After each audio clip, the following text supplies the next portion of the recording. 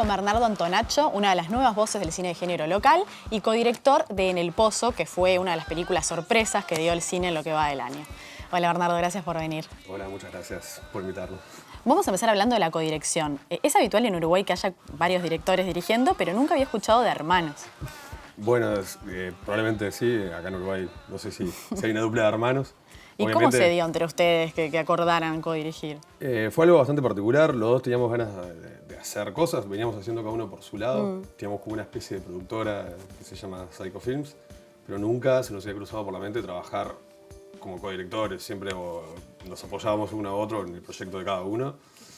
Y En el Pozo fue como el motivo de empezar a trabajar en conjunto, queríamos hacer una película. Y bueno, y eso hizo que empecemos a hacer trabajos antes de filmar En el Pozo en conjunto. Ahí hicimos un videoclip. Un videoclip, claro. Te iba a preguntar incluso, ustedes tienen cortos hechos de forma independiente, pero también tienen videoclips. ¿Es un buen campo para experimentar antes de dirigir una ficción por primera vez? Creo que sí, obvio. Creo que sí, es un excelente lugar para por lo menos probarse, experimentar. O sea, no hay muchas limitantes, salvo el diálogo con los de la banda, digámosle, que sea el videoclip, que sea. Pero es un lugar que te permite, generalmente una banda te permite también a vos agregarle algo más a una pieza musical, ¿no? O sea, está bueno, está muy bueno. ¿Y cómo se vieron las tareas? En sí estamos los dos un poco como en todo. Naturalmente él es un poco más fotógrafo, yo estoy un poco más con los actores, pero eso no quiere decir que no tengamos pensado de antemano el nivel de planos, o sea, cada vez que filmamos algo, repasamos plano a plano cada cosa, hacemos o un shooting o dibujamos story de todo lo que vamos a filmar. Lo mismo con los actores, o sea, no es que yo hoy estoy con los actores y les digo indicaciones que no están previamente habladas. Trabajamos mucho, nos gusta mucho también el trabajo previo con el ensayo.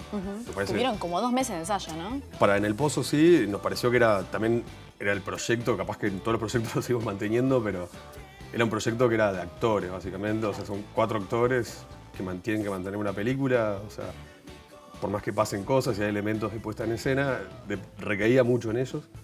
Tuvimos un ensayo muy lindo, muy intenso, que ahí nos repartimos la tarea con mi hermano. Y estuvo muy bueno porque fue llegar al rodaje, decirle vamos a hacer esta escena y ya los actores entraban. También utilizamos cosas muy lindas en eso, de que usamos efectos, el efecto Pablo, digamos, para usar. Ponían una música, que era un tema de una película. Sí, bueno, la película era de Batman, se llama, el tema era de Joker, era muy sensorial, muy guitarra disonantes, que lo usamos ya en el momento del casting, cuando queríamos esos estados de nerviosismo. Mucho nerviosismo, que siempre se mantuvo y en los ensayos la pedían y después era poner esa canción y era como que entraba en un estado de ánimo que era lo que queríamos. Entonces era buenísimo. Eso fue como un hallazgo en el proceso, digamos.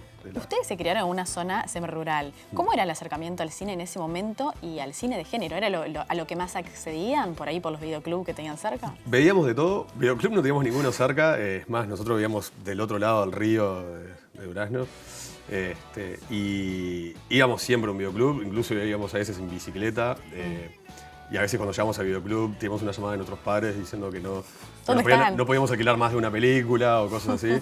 Y ahí alquilábamos de todo, éramos niños, o sea, pero sí era como que siempre nos atrajo de alguna manera ver películas de género, pero vimos todo tipo de películas. Obviamente las icónicas de la época, desde Jurassic Park. Todos los 90. Todos los 90, obviamente todo el video era... Ya llegaba un punto que ibas y que era lo nuevo porque ya habías visto prácticamente todo. Pero los primeros cortos que hicieron también eran de género. ¿Por qué te sentís cómodo en ese tipo de lenguaje? Yo creo que el género a veces sale un poco naturalmente.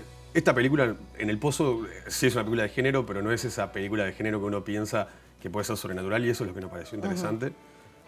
Y hablando un poco de En el Pozo, con esto del mundo del género, lo que nos pareció interesante es que el género puede abordar temas, sea del humor o algo, ¿viste? Que siempre puede contar verdades o problemas de una sociedad que no tengan que ser desde un tema más de ir al grano, pero lo manejás con un nivel de lenguaje que vas en el mundo del género y se desprenden solos de una manera más natural, digámosle, o sea, por más que sea dentro de ese artificio del mundo del género. Claro, que sentís que no tenés que forzarlo tanto para llegar a... Claro, desde el punto de vista, en los cortos obviamente siempre hay una cosa también que refleja, si bien hicimos algunos cortos que son sobrenaturales, siempre refleja alguna condición humana, ¿no? O sea, Claro. y eso es lo que nos parece interesante del género, que siempre lo que nos ha llamado o lo que nos ha dejado consumir todo ese tipo de cine. ¿Y a vos te parece que llegás en un momento donde el cine de género en Uruguay está agarrando fuerza? ¿Te sentís que te inscribís como parte de esa movida que nació capaz que con La Casa Muda? Aunque hablábamos antes de empezar la entrevista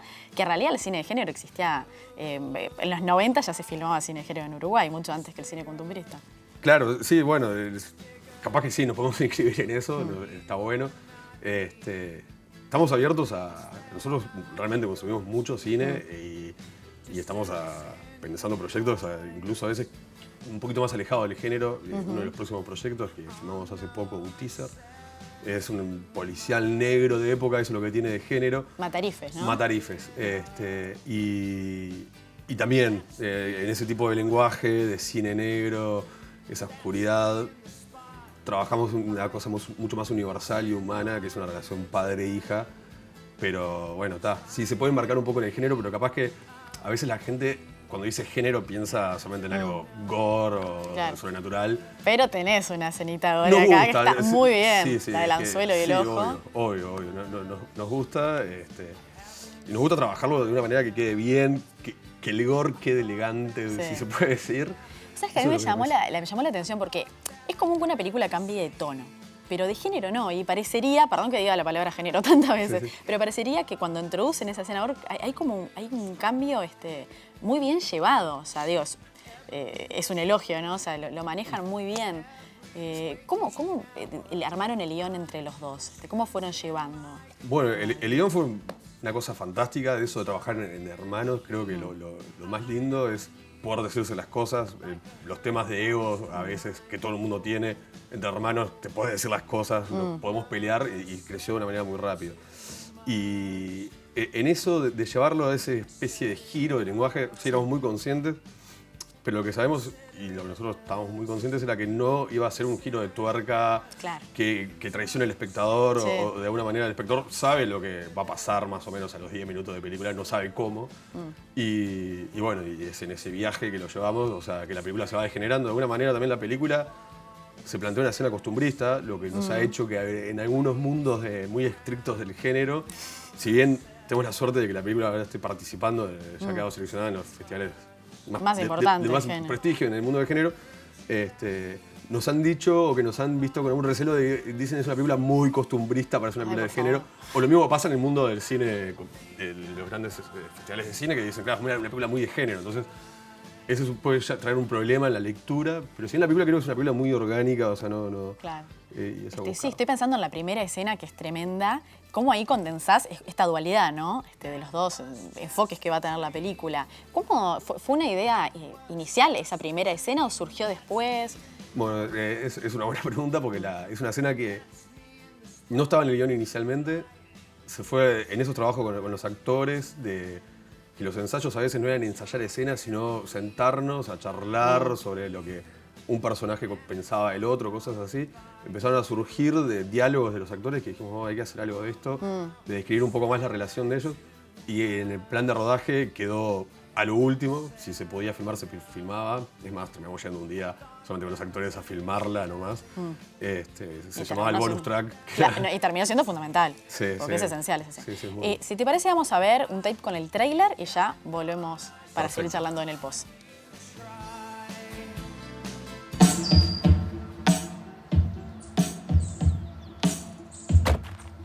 If the world turns so strange for you, Al fin, vos, me estaba quedando sin leña.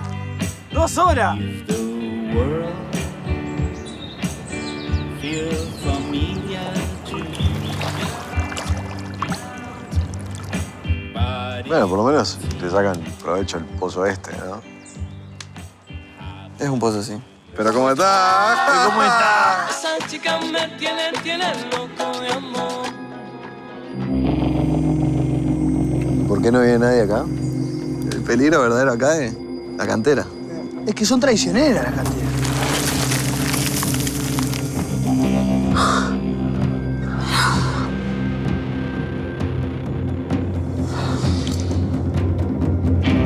¿Yo qué hiciste? Es una flor de puta. ¿Te vas a tranquilizar? Yo no hice nada. Te vas a tranquilizar, puta, te va a matar. Su hija es una puta.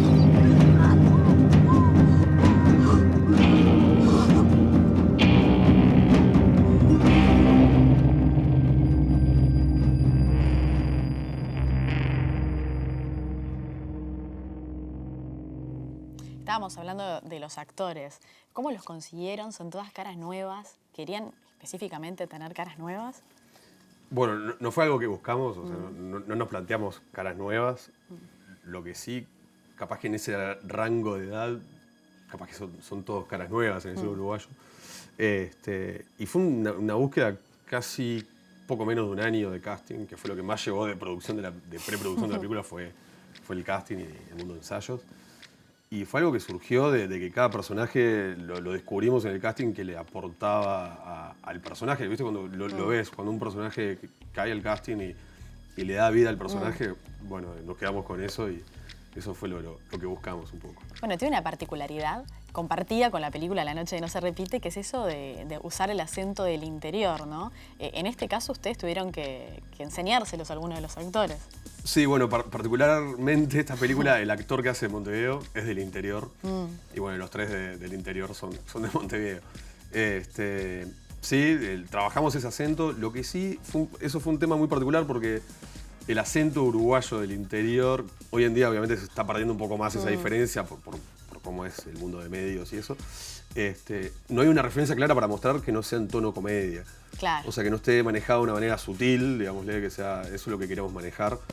Y tuvimos que trabajar eso, no forzarlo, que no quede una burla, digámosle, a la gente del interior. Y trabajamos un tono del interior que sea neutro. O sea, no es alguien, tipo, obviamente, claramente de Maldonado, Rocha o ese estilo que tiene un tono muy particular, sino que, bueno, es una cosa genérica y hubo que encontrarlo y trabajarlo y la verdad que estamos muy conformes con Aparte el es puro trabajo. diálogo. Entonces, Claro.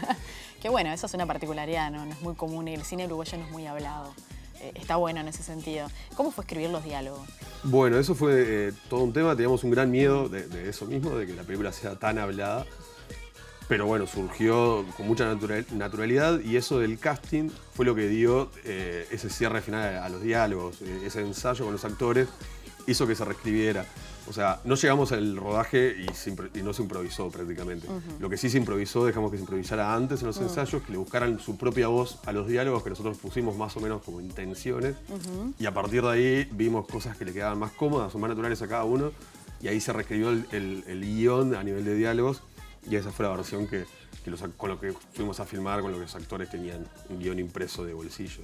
Bien. Bueno, son 4 personajes en una locación y en un solo día. ¿Esta fue una premisa para poder filmar con poco dinero? ¿Se pusieron algunas reglas para escribir o es una casualidad? No es casualidad, nos pusimos esas premisas. Sí hicieron que la película sea realizable, eso fue la premisa, o sea, poder tener esas condiciones, una sola locación, luz día, para no usar luces, no tener que gastar en el generador, equipamientos varios que empiezan a surgir y cuestiones de tiempo, uno empieza a iluminar y empiezan a pasar cosas y el rodaje se puede demorar. Pero eso nos trajo 1000 complicaciones porque filmar todo luz día y que tenga una continuidad de luz y continuidad de los personajes, o sea, trajo 1000 complicaciones desde el punto de vista que los actores empezamos a filmar en verano, a principio del verano los actores estaban blancos, no podían el primer día de rodaje estar blancos y al segundo día estar rojos, entonces tuvimos que hacer un trabajo de maquillaje, mandarlos a camas solares, cosas así. Tuvimos que pensar bastante, o sea, trajo muchas complicaciones, pero hizo que la película sea realizable. ¿$175.000? $175.000 en el mundo de si la película se hubiera... Claro. En el mundo de la cooperativa. En el mundo de la cooperativa, claro. A niveles de llevarnos el material en un disco duro, probablemente el presupuesto de la media de los cortometrajes uruguayos. Ahora, cuando vos viajás a estos festivales tan importantes y te preguntan cuánto costó la película, es algo que es favorable para ellos, ¿no? O sea, miran con buenos ojos que hayas podido resolver tanto con tan poco dinero. Sí, siempre se quedan sorprendidos, o sea, no lo pueden creer. O sea, y de ahí surgen cosas de gente que nos ha comentado que sería fantástico poder hacer un remake de esto.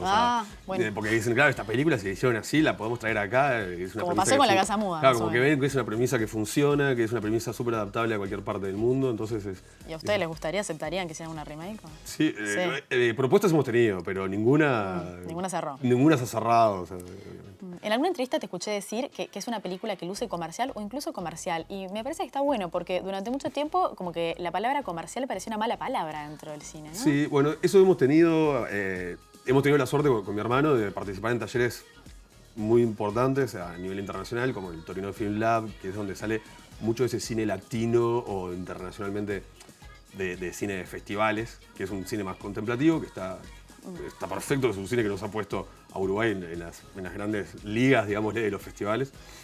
Pero como que se ven malas palabras cuando decís cine comercial. Hablábamos en un taller de qué referencias tienen cada uno del cine y nosotros tiramos de alguna manera directores comerciales, pero Claro. que son de autor. O sea, Stanley Kubrick es una persona totalmente comercial, pero súper autoral. O sea, lo mismo Spielberg, o sea, son innumerables los casos de esto, de Scorsese, o sea, obviamente casi todos son en Hollywood y también en el mundo asiático. Pero no le veo nada malo, o sea, y creo que está bueno que haya una búsqueda y que sea también apetecible o asimilable a la persona más de a pie y no tan cinéfila. Si bien nosotros consumimos todo tipo de cine y es algo que nos gusta, sabemos que hay intereses de la gente y queremos que la gente vaya al cine. ¿Cómo le fue en el estreno? O sea, a nivel de crítica fue muy bien recibida y fue realmente la sorpresa. ¿Cómo le fue con el público? Y fue una cosa muy artesanal de mover la película y lo difícil fue llevar a la gente a la sala. Yo creo que lo que pasó fue un tema de respuesta de que a la gente le gustó y se fue sumando. A nivel de público, nosotros lo que esperábamos, eso era uno de los ideales. O sea, la cantidad de espectadores que tuvimos era uno de los máximos que podíamos aspirar. Incluso nosotros nos habíamos puesto, bueno, en Uruguay una película buena que ha tenido recorrida de festivales tiene entre 1.000 y 2.000 espectadores. Eso es el mínimo aceptable. Sí. Ideal 5 o 10. Bueno, pasamos la ¿Cuántos media. llegaron? Y llegamos a 6.000. Bien, está súper bien. Para Uruguay está bárbaro. Sí. Justamente que me hablaste de los laboratorios. Últimamente hay algunas personas que han criticado un poco los laboratorios porque dicen que se repite como una fórmula que funciona. Vos que has estado por dentro, ¿sirve ir a un laboratorio? ¿Qué te aporta? ¿Hay que cuidarse justamente de caer en la fórmula? Hemos estado ahora con este próximo proyecto, ha tenido la suerte de que es muy bien recibido en muchos lados.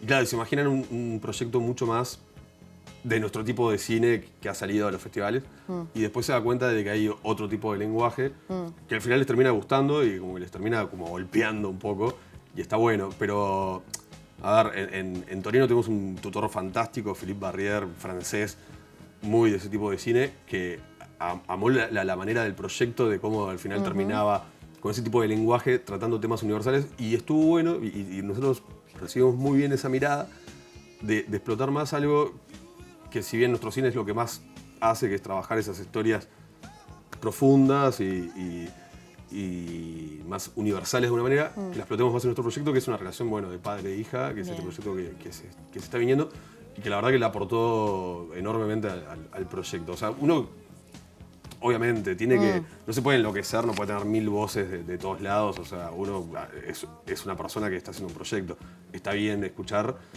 pero después el que termina de armar el proyecto Claro. somos mi hermano y yo, y ahí es donde decantamos y vemos lo que nos sirve, vemos lo que aporta al guión y lo que puede hacer crecer.